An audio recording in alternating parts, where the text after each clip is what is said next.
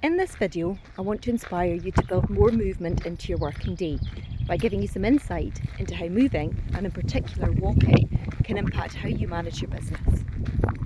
My love affair with movement started in 2006, after nearly 3 decades of hating anything that resembled sport, being last picked for games and doing everything possible to avoid the school's idea of preparing you for the world. Cross country, in January, in the Highlands of Scotland. Fast forward to 2006, when I was a stressed single parent running a training consultancy business and was manoeuvred into taking part in a 10k event for charity. When I say it changed my life, I don't use the term lightly.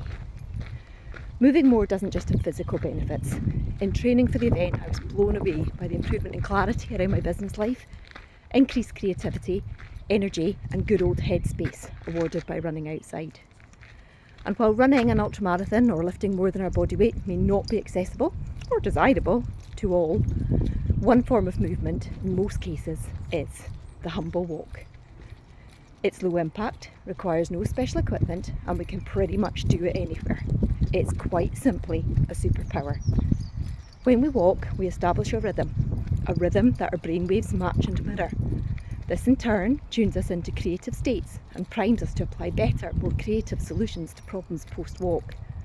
There's a raft of evidence to support this claim. Neuroscientist Professor Shane O'Mara's recent studies saw 70-year-old walkers outperform 20-year-old sedentary students in tests of creativity. Neuroscientists agree that moderate exercise increases the size of the hippocampus, the part of the brain responsible for memory, by increasing the level of brain-derived neurotrophic factor. This reduces our risk of developing dementia by approximately 30%. Further studies have shown that it's never too late for your brain to benefit from walking. Put simply, we don't stop walking because we get old because we stop walking. I hope I've reminded you of the many benefits of walking, but how can we tap into increased creativity, improve memory and general well-being while managing all the other things life throws at us? Here are some ideas to make walking work for you, your schedule and your business. 1. Focus on a challenge issue and make walking time thinking time. Write down something that's challenging you on a piece of paper. Fold it, put it in your pocket and then go for a walk of at least 10 minutes.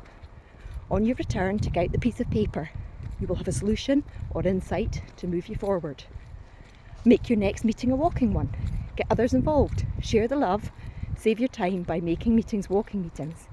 Even if you can't meet in person, try an old-fashioned phone call. It really attunes the listening skills, and the act of walking makes you much more likely to remember the conversation when you get back. So it's easy to capture notes.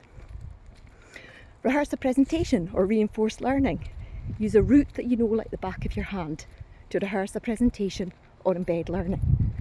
Take a physical walk while reciting your talk, pitch, study notes, etc. in your head, hanging key points and landmarks along the way.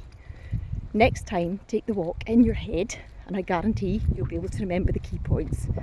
Your brain will have attached these to the physical landmarks and only need you to think of the landmark on the route to help you retrieve the information associated with that part of your presentation.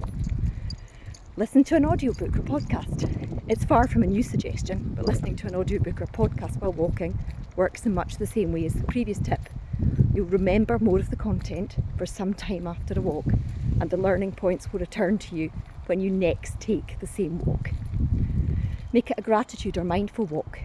Use your walk as time to give gratitude or be more mindful. To get you started, decide, for example, on a colour theme. And then on your walk, take time to really notice your surroundings and acknowledge everything you see in that colour. Or work through the alphabet while naming something that you're grateful for associated with every letter from A to Z. Good luck with X.